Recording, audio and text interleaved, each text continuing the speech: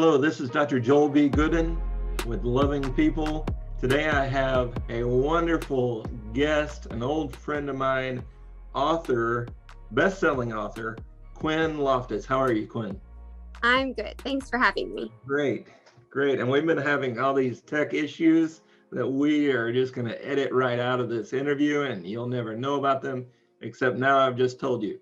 But I think we've got a good signal now. Quinn, thank you so much for coming on the show. It's good to see you. I know, it's been a while. It's been 21 years. The last time I saw you, I played you and your husband Bo asked me to play a song at your wedding. Mm-hmm. And I didn't jinx it or anything because you're still married. You've got 3 boys, I think. Correct. Right. Wow, that's awesome. So that's great. And you're a best-selling author. So Say again? I said so far. Hopefully it stays that way. I don't think you lose the title. You get to keep it. If you quit writing, you're still that best-selling author. But you write what are called YA or young adult books. Correct. Yes. Right. And you're doing is it Wolf or Wolves? Gray Wolves series. Gray Wolves series. Mm-hmm. And that's what's really popular right now. You have a new book coming out in May. Correct. Yes. Awesome.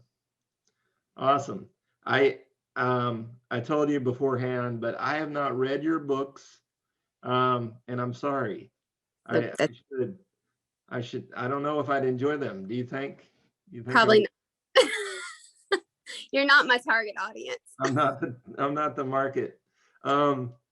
So you're this best-selling author, but I like to sort of go back in time because I don't have a real time machine, but I like to talk about where did you come from?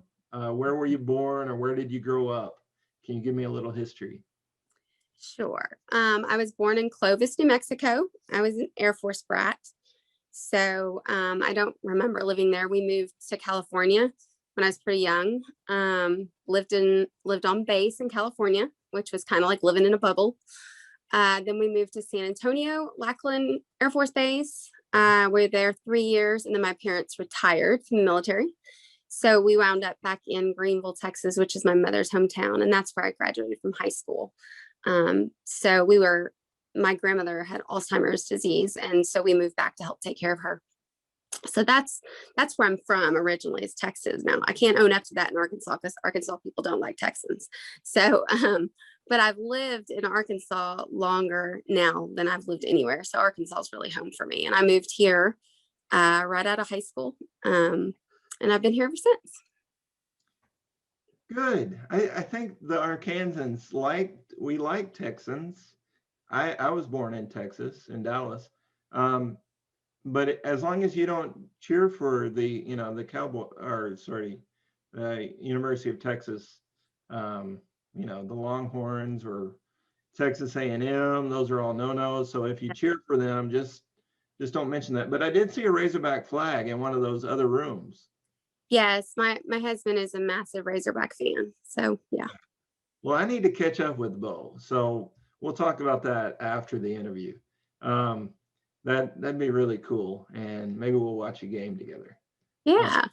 In fact, in case you didn't know, the Razorbacks, #1 in the nation baseball team, just won a doubleheader, both games today. And so I was trying to get that in right before our interview started. Anyway, they're #1 in the nation, and that's pretty awesome. You're #1 in the nation in books, is that right? No. You're up there though. You make a living off of this, right? To some degree. I do. We do make a living off my books. It's our sole income. So yes. That is amazing. And you said Bo he was a lawyer for a while. And he did.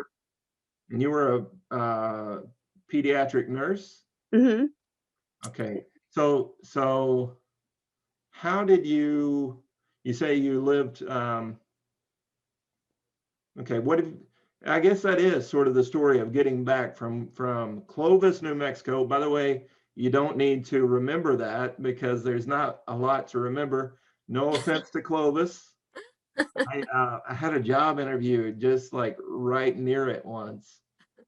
And I was just like, I went there, I needed a job so bad, Quinn, and I looked around and there were like tumbleweeds like rolling down the street. And I was just like, I can't do it. And I turned down the job, and luckily something else turned out.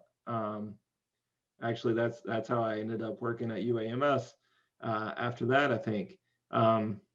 But anyway, Clovis, and then Texas, and then Fort Smith, and then I don't know if you tell people where you live now, so we'll keep it a secret. All right. I guess I don't know what you do. I don't know what it's like to be famous. I don't either, but you can pretty much Google anybody you want. So Do you not feel like you've reached this status of famous?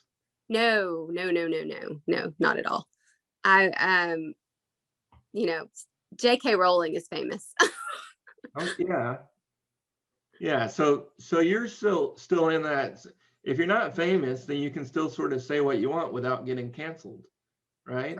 Well, somewhat. I still have to. I keep I always say that I'm an oversharer. That's kind of my joke with my readers, that I share too much. But there are some things I keep off the table, and one of those things is political stuff. I just don't go there, because there's no reason to burn bridges that way. Right. That's not what your books are about. Exactly. Okay. So and then I'm careful with, I'm happy to talk about my struggle with bipolar disorder and all that kind of stuff, but I don't discuss Bo's point of view or anything that he went through, because that's his business. And so he remains off limits in that regard. So those are really the only two things that are off the table. All right. Cool. Well, it's lucky I wasn't going to ask in-depth probing questions about Bo. But I do hope to catch up with him sometime. So here you are. So what is a day like in the life of Quinn Loftis? Well, it varies. Hopefully, if it's a good day, I've gotten up at 5 o'clock and written a couple thousand words. That's my best writing time, but I don't necessarily always do that. Then Bo and I get the boys ready for school. He takes them or I take them. It just depends on who's going where. I take them if I'm going to go climb Pinnacle Mountain with my mother-in-law, and he takes them if I'm not going to go climb Pinnacle Mountain. And then the rest of the day is either Bo does marketing stuff. He does editing. I sign books that have been sold. We sell paperbacks online from our home, but then also on Amazon. But if they come from my home, then they're signed. So I will sign books that have sold. Trying to think what else I do. It's kind of sad, because there are a lot of days that I honestly just sit and do nothing after I've written, because I kind of feel like once I've gotten my word count in, then I'm like, okay, I'm done. That's like, okay, I'm good. But lately I've been we just got on a new platform with apps have become super popular, like episodic apps for reading. So I've been uploading to these apps, and that's time consuming, but and then millions of loads of laundry that get washed but don't get put away, and that kind of stuff. That's pretty much my life. 3 boys and a husband that'll do that. So what are these episodic apps? Is that worth discussing, or? We can. It's they're very new. Well, I say new, probably in the last couple of years. There's more and more of them popping up. They're very popular with teenagers. So basically, they're, instead of calling them chapters, they're called episodes. And the series is all, like all of my books, the Grey Wolves books, are all in one series, and that series is broken down into seasons, and then the seasons are broken down into episodes. And I'm not sure why it's popular with teenagers. It just seems to be the way they like to read. It's almost a compulsive kind of because they pay with coins. So you can either wait a certain amount of time for a chapter to be unlocked or episode to be unlocked, or you can pay with coins to get that one unlocked. So to me, in some way, there's this kind of what is it that releases? Norepinephrine releases in your brain when you get this thing that you want right away, that instant gratification.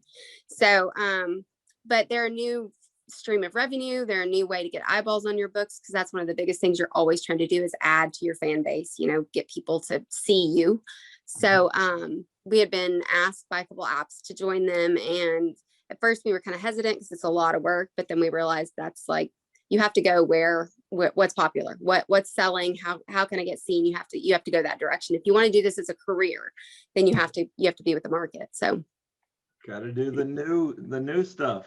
Mm-hmm. Especially with your target audience, you said is not people my age. It's what is it?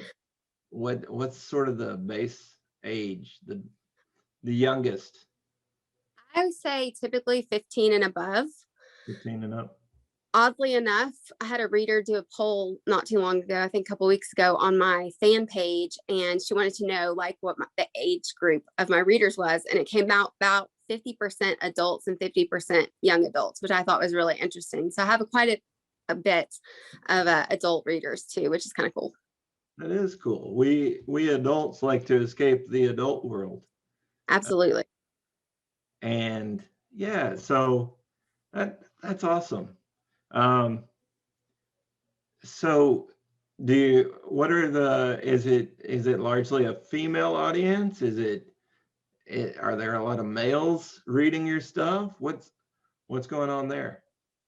Mostly females, definitely. I do have some male readers, oddly enough. But and I actually have even some older male readers, which is kind of seems a little bizarre. But I do have, and I have like husbands and wives that read them together, which is kind of cool. The wife will be reading it and her husband will be like, why? Because I have a lot of humor in my books. I'm a pretty goofy person. So they'll usually ask something like, my husband asked what was so funny. And so then I got him reading your books. And Bo thinks that's absolutely hilarious because he only reads my books because he has to edit them. He would not touch them with a 10-foot pole if he didn't have to edit them. So he thinks it's hilarious when men read my books. But I do have a few. Yeah, we're allowed to read whatever we like. And yeah, I mean, that sounds fun to me. I have to ask, and I didn't plan this question, but are there any movies in the future for the Grey Wolf series? Sorry. I would love to say yes, but that would be a lie. So I've never, people always say you should get these made into movies, but the way that works is you have to have either millions of dollars or a producer who reaches out to you. So I have neither. Yeah, well, simple is good. And yeah, I guess you'll just let that door open if it ever does, right? If it does, we'll see. Yeah. I mean, I wouldn't be opposed to it, but yeah. Yeah, okay. Well, so the topic of this series, and I always think about, okay, what do I want to talk to her about? I really, and I felt silly because I haven't read your books. We haven't talked in 21 years. It was more of just like, I wanted to catch up, but I also was like, oh, a good way to catch up would be an interview, which may not have been the best idea. But so I had this series called Loving People, and sort of the tagline I told you is sort of what the world needs now is people that love. And I said, I'm not sure that's grammatically correct. Maybe Bo would know, or my mom or somebody. I'm supposed to know that sort of thing. But so it's about people that love. It's also about how to better love people, and I think there's really, I could like pick somebody out of a crowd and interview them, and maybe they'd have something to say about what they know about loving people. These are some dark times, right? These are some difficult pandemic-ridden times. A lot of lot of politics, but also just a lot of just death and sickness and fear. A lot of people living in states of fear. So, I thought loving people, let's talk about that.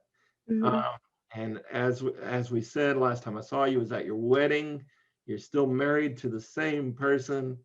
You've got 3 kids. What have you learned since in the last 21 years? What have you learned about love?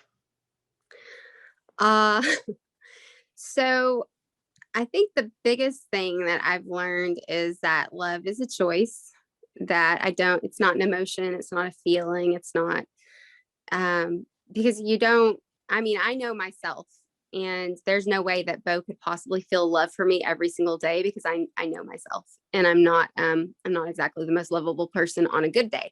So I know that he has to absolutely choose to love me because of that. But it took time to learn that. We were so young when we got married. We were babies, and we didn't really know what healthy relationships look like, or even because the world has this mentality that if you don't feel a certain way towards somebody anymore and they don't make you happy, then you should just bail. And that will just become a pattern, because people are never going to make you happy, and people are never going to be lovable all of the time. Not even your children aren't lovable all the time. So so I definitely have taken away after 21 years that you choose to love your partner, based on the fact that God has called you to love them. They are important to you. They're more important than your own needs and desires and wants. I don't get it right most days. I'm a pretty eccentric, self-centered person. But I'm extremely thankful that my husband has stuck with me for 21 years, and that we have, that some of it, I think, honestly, is just bullheadedness. We were both, we like to stick it to people, because nobody thought we'd stay married. We're like, yeah, we showed you. but but yeah, ultimately, I think that love is work. It's something you do every single day, and you choose it, uh, especially on the days where the other person is just, either been really hurtful, or is being very difficult, or they're in a bad mood and you don't know why they're in a bad mood. Those are the days that you just go, okay, God, this is who you gave me to love, and I'm gonna love them anyways. So yeah, and it's not easy. Love is probably the hardest thing you'll ever do in your life. That's for sure. So was this concept of love as a choice, love as I'm going to use my word for it, that my parents taught me, commitment. It's commitment. Um, so where were you taught that, or is that something you figured out with Bo? Was not taught it. That's something that we figured out, one, through marriage counseling, which I'm a huge advocate of marriage counseling. I think no matter how great your marriage is, it's always good to go, and just having a third party there to kind of help regulate, if anything's going on. So we did marriage counseling, and that really opened up a lot of conversation for us that was difficult without a third person present. Again, we were married at 19, and we had only known each other for 4 months when we got married. So, we didn't have a real strong foundation to begin with. Right. But so that was, and then I think the other thing, we were both Christians, and so we went into marriage that divorce was not an option. It's never been on the table. It was never discussed. We knew going in that this was it. We're going to stay married, and so that makes a big difference to your attitude towards your marriage. Like you said, commitment. If you go into it thinking you have an out, then you already are not committed. Right. Yeah. It's so, I mean, I think everybody that gets into marriage sort of has the idea, I'll never get a divorce, but today it's so common. And what, 50% is the latest statistic I've been hearing. It's probably higher than that. I don't know, but yeah, it's sticking with somebody, and I'm glad that you guys, and I didn't remember, like 4 years, sorry, 4 months, you said, I think, right? To Mhm. know each other before getting married. And that's not a lot. Would you what would you recommend to people that are 4 months into a relationship wanting to get married? Would you say, hey, it worked for me? Or would you say, slow down, take some time? I definitely, I have 3 boys, and we've talked about the fact that we would really like to tell them we dated for 8 years before we got married. But once you have kids, you're like, wait a minute, they're gonna ask me this. Um, you know, it's hard for me. Obviously, like I said, we dated a month before he proposed. He proposed literally about a month after we met, and then 3 months later we got married. The night that I met, though, I knew that he was going to be. I just knew. I told Jenny, my roommate, I said, I'm gonna marry him, and she laughed. I said, I'm not kidding. That's who I'm gonna marry. And we started dating about a week or so after that, and but I just knew. I don't even know how to describe it, that he was who I was supposed to marry. We were both. I wouldn't recommend it because it is hard. And if you, a lot of people, this is something that I learned in marriage counseling. A lot of people prepare for the wedding, like they spend all this time preparing for the wedding, but they forget to prepare for the marriage. The wedding is just a day, and then the marriage is like the rest of your life. And so there's a lot to consider that Bo and I hadn't even talked about. We hadn't even talked about whether we wanted kids, or where did we see ourselves in 10 years, or any of that. I didn't know we wanted to be a lawyer. And so I think that the smart thing to do is to get to know somebody and get to see them in all of their emotions and all of their, what do they look like when they're mad? What do they look like when they're happy? All those things. And so we kind of did that as a married couple already, instead of a dating couple. I'm not going to say that I regret it in any form or fashion, because I don't by any. Yeah. Well, no, I'm obviously very happy, and like you're saying, there's no regrets there, because you've made it work, and God has blessed it. I will tell you, the last person on this show was well, she was a sex therapist, but also does marriage counseling, things like that. So we've already represented the marriage counseling to some degree, and that's a really interesting show if you get a chance to watch it. But yes, marriage counseling is really important, especially if you can do it before marriage. And I'll say, I haven't caught you up on my history at all, and I don't want to take too much time, but I've been married. Really? I've been divorced, because I think we did have that mindset um, of sort of planning for the wedding, and I think there was a whole lot of excitement about getting to the wedding, but as for that, it was a sort of short-sightedness, right? Where the plan for after the wedding, um, I think there wasn't a commitment, um, and I don't want to like be putting blame on anybody, but I'll say between the both of us, we did not have a firm commitment to get beyond that wedding to years and years of commitment. Um, and I always say, like I think it was like after the wedding, it was like, okay, what now? And there was we didn't have a good plan for that. Yeah. So I was married a short time in my 20s, and um, that was rough. But I admire commitment, and if I ever do it again, hopefully I'll do a great job. But I like this idea, and it's what I've been taught. And so I felt a little shame when I failed to remain committed, to make that happen, to hold it together. And that's a lot of what it takes, I think, is holding it together on those bad days you mentioned. Mm-hmm. Anyway, I didn't mean to interview you all about marriage. You're a writer. And so, but you did tell me ahead of the interview that you bring a lot of this sort of mindset of love as a choice into your writing, into the books that you write. Can you tell me more about that? Yeah. Well, one of the things when I first decided to write a book, I had been reading a ton of YA novels. Of course, I started with Twilight because that was back in the Twilight days.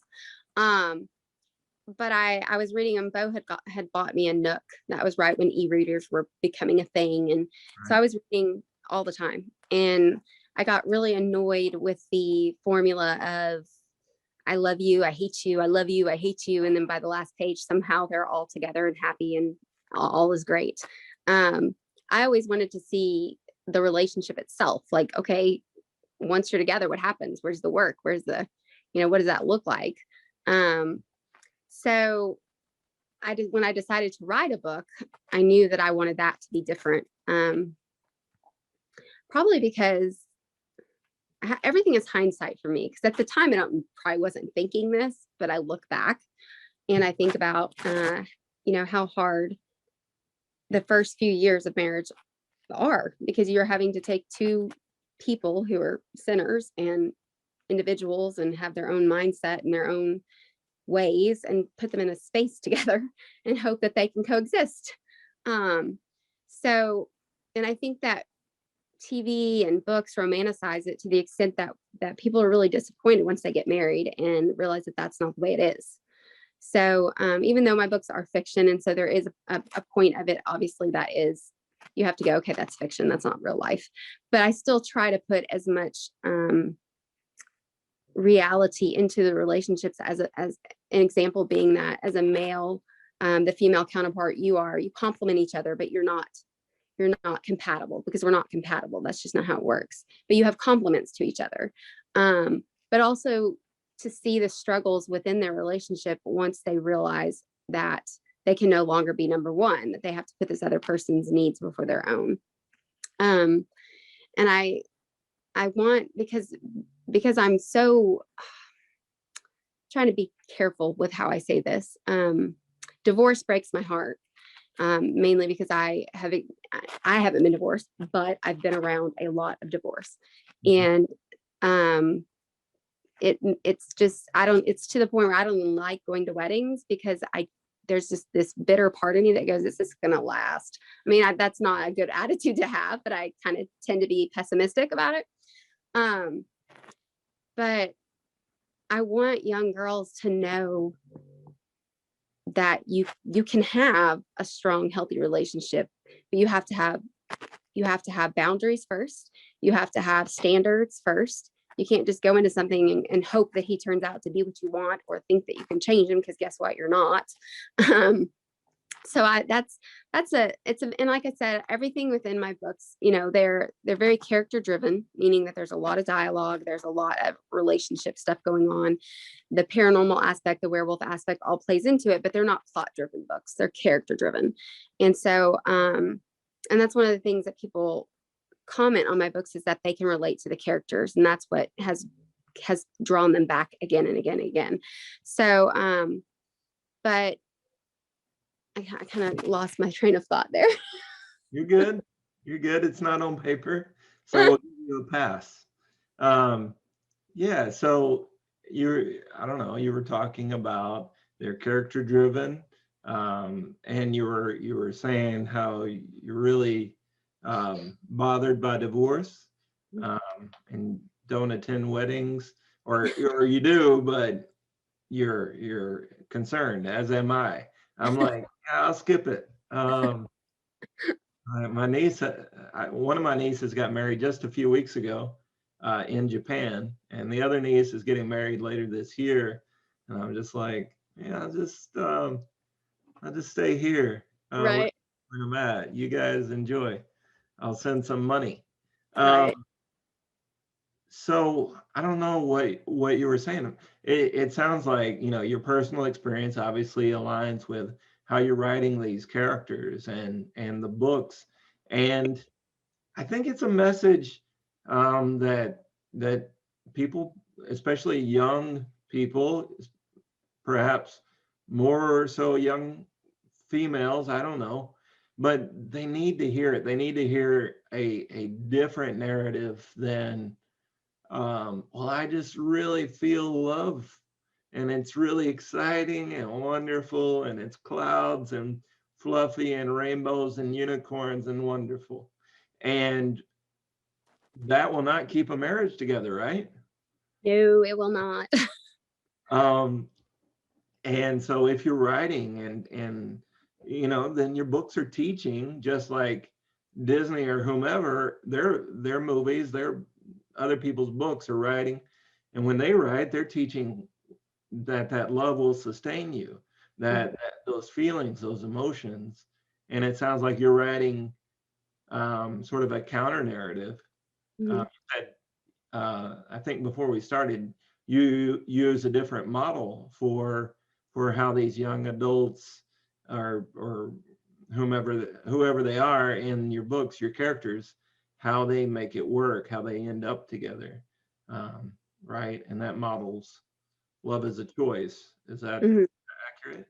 That is accurate. That you, of course, they're fighting, warlocks and vampires and whatever, but through all of that, they're still they're having to deal with the fact that they've gotten married, they have a child or whatever, and they have disagreements. And how do we deal with those disagreements? I'm very careful to keep things subtle in some instances because teenagers can pinpoint when you're trying to teach them something, and don't necessarily want to be taught something. Right. Um, so I try to do it in a way that is humorous, that engages all of your emotions, because I think we are very emotion driven people. God gave us emotions for a good reason. They're not a bad thing.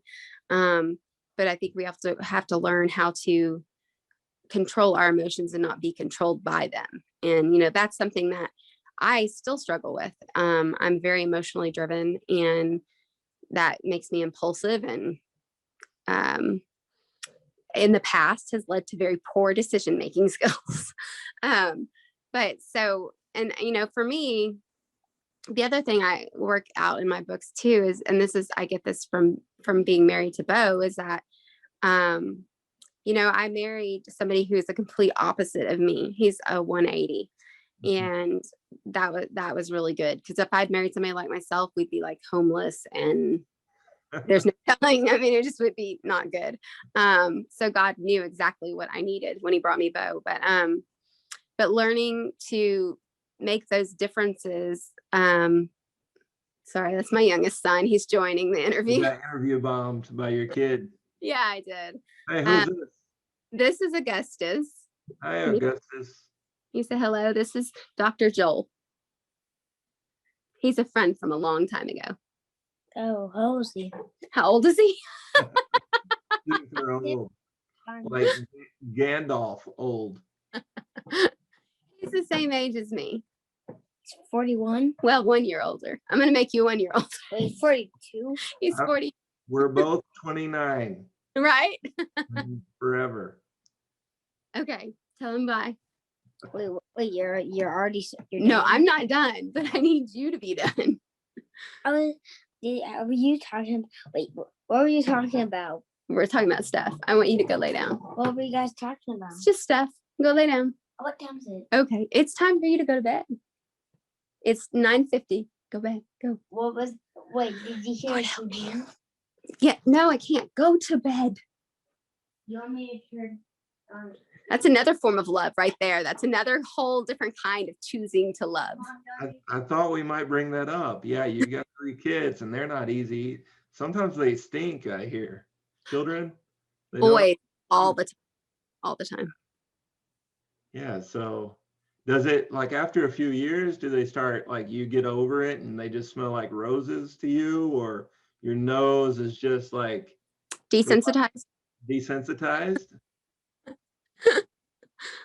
But yeah, I mean, how do we love, these people? We're all imperfect. We're all just humans trying to, I don't know if kids are trying to do the best they can, but as adults, hopefully we're trying to do the best we can, and it's still not enough. right? And I'm sure you and Bo have experienced that, and you see your kids learning how to, grow up, but it is a choice, and we're really, the emotions of all of it really can get in the way. Anyway, I don't want to preach to the choir. You're the expert here. Oh, no. You're sharing, this, and I think it's awesome. It's awesome. Okay, so you write about love, and you write about, I assume, the werewolves. Some of them are sexy werewolves. That's always important to have at least one sexy werewolf in your young adult books. And maybe do you have vampires? Yeah, but they're not good vampires. They're bad. Oh, they're bad. Vampires are bad. They're not sexy vampires. No. They are sexy. It's like in a deceptive, malicious sort of sexiness. Correct. You did say they're secular books, so that, I don't know. I may have to read one of these. I don't know. I might offer some suggestions. Why isn't this character more? I don't know. I'm not going to offer suggestions. But speaking of suggestions, what advice do you have? Based on, sure, you've written 36, 36 books. You've written 36 books, but you've also stayed married for 21 years. And you're also still alive, and we just lived through a pandemic. And you've got 3 boys that you haven't, kicked out of the house yet. So you've done a lot. What do you have advice for loving people? What can you share? What would you say? I want people to know this. Hold on, I have to gather my thoughts. I think you just have to, I mean, as a Christian, somebody who has accepted Jesus as my savior and knows that he has accepted me as I am, that I can never be good enough, that I can never do enough, that I can't earn what he's given me. I have to also see everyone else as he sees them. And that is that he created them. He knew they were going to be created. He loves them. And because of that, I have to love them as well. And I should want to love them as well. I think I get frustrated. Where I get frustrated the most is that we have this mentality that if we don't see eye to eye on everything, then somehow that makes us enemies. And one of the things that I did learn in marriage counseling that I thought was really interesting, and at the time it was like kind of eye-opening, is that when you fight with your spouse, you get this mentality that your spouse is your enemy all of a sudden. And why would you think that? They wouldn't be married to you if they were your enemy. They don't wish you ill will. They don't have evil intent towards you. I mean, unless you're married to a psychotic person, but for the most part, this person married you because they want to be with you. So why do you fight like your enemies? You should be what we call healthy fighting should be, you're going towards a common goal resolution. And so, and that's really true of most relationships. We do that with our family members. We do that with our kids. As soon as we have a disagreement, suddenly that person becomes your enemy. And that makes it easier for us to think that our selfish, whatever it is we want or what we believe or whatever, is better than that person. And so I think we have to take away that mentality that they're not our enemy. They are somebody that whether it's your children, who can be, difficult to love at times, or your husband or your best friend or your mom or whoever, that you have to recognize that they're never going to meet your expectations, because they're human and they're going to make stupid choices just like you make stupid choices. And so you have to decide, am I going to choose to love this person regardless of that? And if I am, then I have to follow through with it as well. It can't be a conditional thing. As long as you're doing for me, then I'll love you, or vice versa, or whatever. But I don't know. I know we didn't talk about this. I don't know if you want to get into this. You might want to edit this out. But one of the things when I talk about, when people ask me about why I write the kind of love stories that I do and about the kind of love that I write, I have to always go back to Bo, because when we first got married, I was within 2 years of our marriage, I had attempted suicide twice, and I had been diagnosed with bipolar 1 disorder. And again, we were young. He was going to school 18 hours, working 3 jobs, and his wife was a nutcase. And he stuck with me through all of that. And if that's not a picture of love, choosing to love, I don't really know what is. And so I've experienced that, and I'm very passionate about it because I've experienced it. I've had the blessing of somebody sticking with me when I was just an absolute mess. And I think that, not everybody will experience that level of darkness, I guess, in their life. But because I've experienced it, because I've had somebody who has said, no, I said in sickness and in health, and this is where I'm going to be. I want everyone else to get to experience that. And so how do you do that? Well, you set yourself up to have a successful relationship. And that means you have to work on you first, and how you view people, and how you, and of course, again, as a Christian, I believe that you have to have a relationship with Jesus Christ to actually be able to love people that way. Personally, that's my personal opinion. Well, that's what we're asking for, your personal opinion. And I think that's something you don't hide that from your readers, right? Yeah, But it's also not like, like Jesus this and Jesus that throughout your books or anything like that. They're secular books, but you tell them, here's the place I'm coming from. And I'm glad you shared. I mean, I think I had known about some of your mental health that you shared with me before, but I didn't know that you guys had gone through that, and that level of difficulty in the first few years of your marriage. And you really did get to experience, and I'm sure you've returned the favor. Maybe not, maybe not over a 3-year span in that sort of level of sort of obvious sticking with somebody through such a difficult time.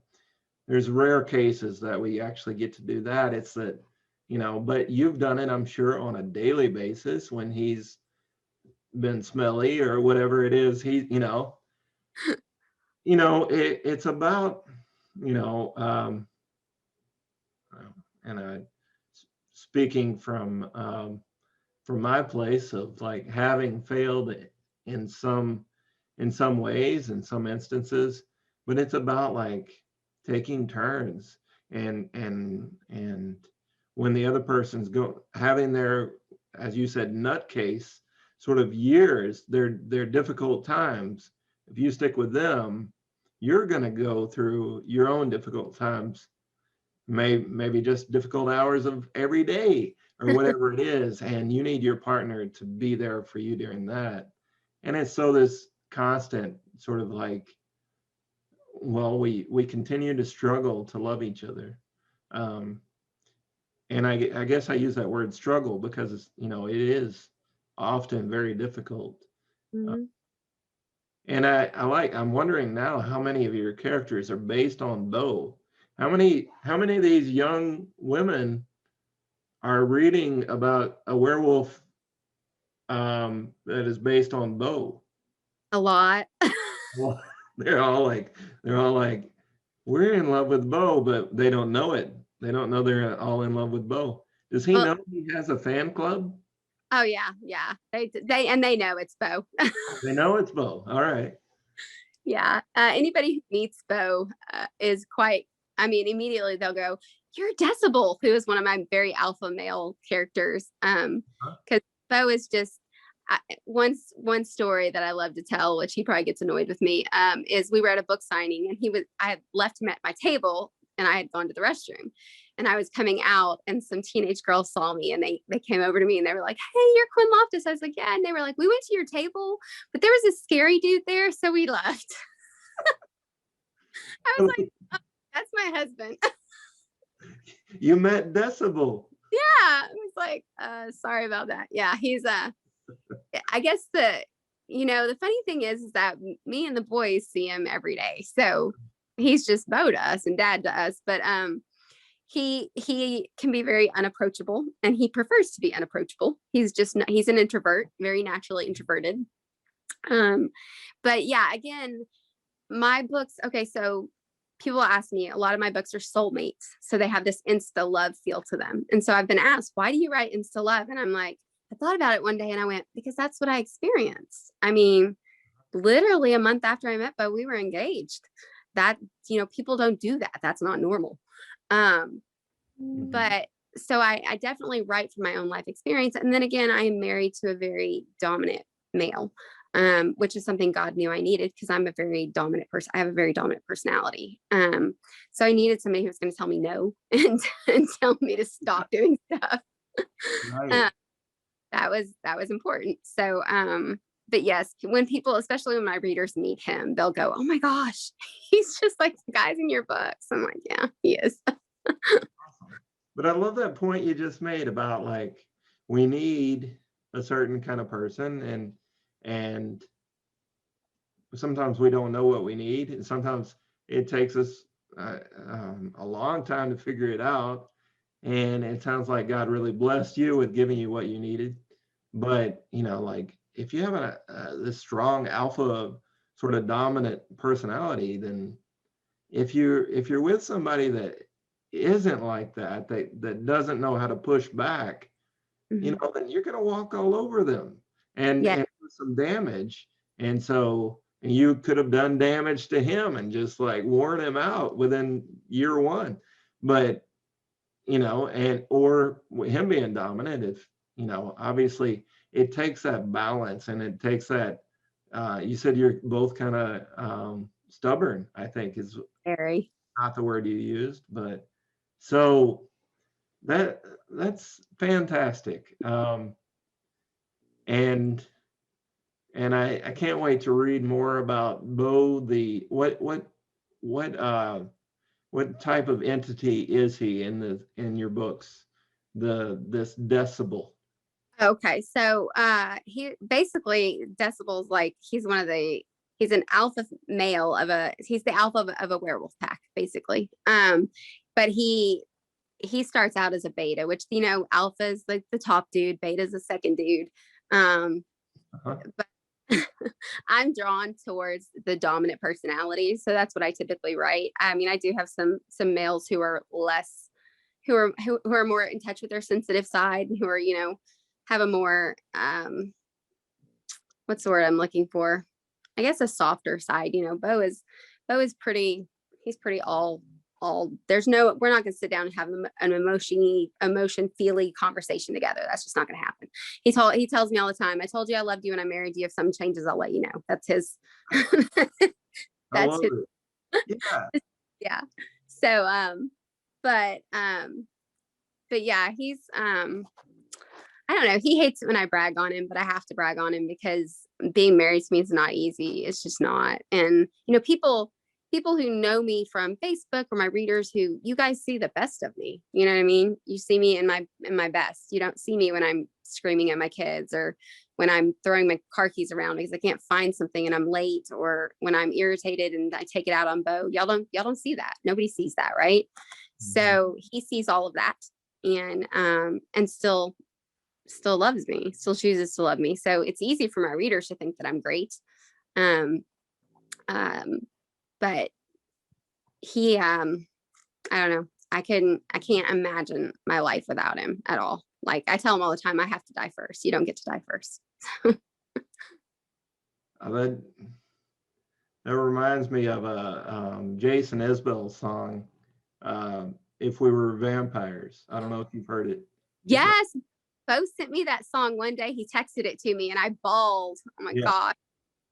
Yeah, such a great song. The night somebody shared it with me, and I just listened to it a few times, and then I covered it.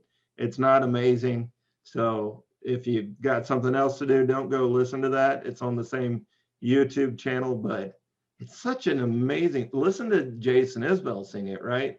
Because it's fantastic. And it is about that sort of I'm gonna need to die first because I don't want to be around after you're not here, sort of thing. Mhm. And I'm so happy just in interviewing you, but also in catching up and seeing the happiness and the joy, and it hasn't been easy. And I'm glad honestly, I would probably uh, I wouldn't enjoy it. I wouldn't enjoy hearing the story if you were like, yeah, it's always just been wonderful and roses and unicorns and I don't know what else. I need some new metaphors. But yeah, that annoys me. But when people struggle and they share like the grit, Mhm. that's impressive. I'll listen to that story. I like it. And I'm not glad that you two had to go through that, but that's reality, right? Yep. Um, and you've made it, and you're going to continue to keep working at it. So what's something on a little lighter note, is there anything, and closing out here, is there anything that something about you that you don't think any of your readers know yet? Something about you that you're like, I don't think I've ever told them about this strange, unique habit, or the one time in my life when whatever you did, I don't know. Did they know that you were only dating for 4 months before you got married? Probably most of the ones who've been with me for years do. Yeah. There's readers who are just now finding my books who are learning my story. When I said I was an oversharer, I really meant that. Okay. My readers, they know a lot about me because again, I'm a big advocate of mental health. And so I share that story all over. People, I want them to know that, I did it all. I cut my arms, I burned, I was in a psychiatric facility, did the whole 9 yards. And I don't say that to go, oh, look at me now. It's because I'm only here because God allowed me to be here, honestly. So I'm trying to think of something that they wouldn't know about me. That's what's so sad. Because I tell them everything. Let's see. I think I've even told them that I have this strange, I love the smell of Scotch tape. I know that's weird. Like I will That's take off, weird. I love the smell of Scotch tape. Yeah, I'm learning things. Maybe Right. I'll be one of your new readers, and I need to know this because we live in the time where you have to know everything about the people you're reading That's or true. listening to, or whatever. Absolutely. And well, and I do make, like, I did a Facebook Live video yesterday or day before yesterday. My readers love for me to do Facebook Live videos with them, which I don't really understand because half the time I just ramble on about nothing.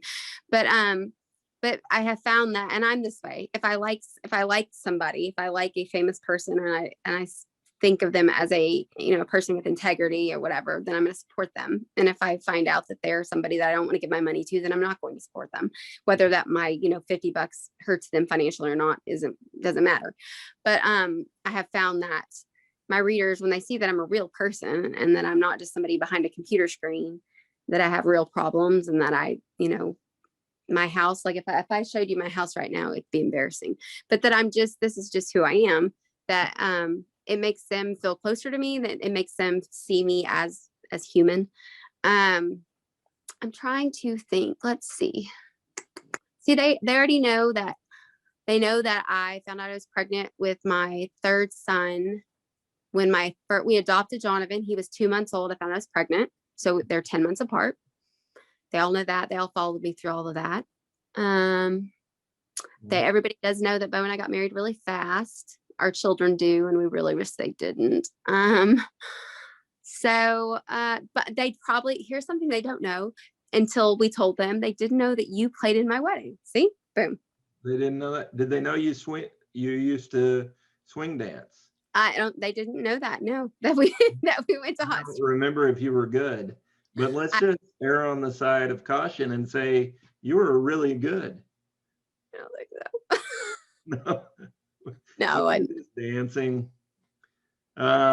Yeah, and you and Bo, I think, and I was dancing with my girlfriend at the time, and we had some good times.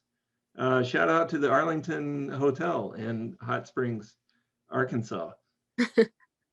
So yeah, no, I appreciate you sharing, and I do hope to catch up further. For now, I know you got kids that are supposed to be in bed, they're not in bed, they're running around the house, they're jumping next to you. And honestly, that was one of my favorite parts of getting to talk to you. And I don't know how you feel about people seeing your kids, but like, that's awesome to see. To see that, and just that's a part of your life, but it's also just kids give us hope, and kids are a sign of what you and Bo have built, with your love, right, and with your choices to love. Mhm. Anyway, thank you so much. I'm Dr. Joel B. Goodin. This has been Loving People. We had a wonderful guest tonight, best-selling author, Quinn Loftis. Thank you so much. Hope to have you back. Thank you for having me. I appreciate it.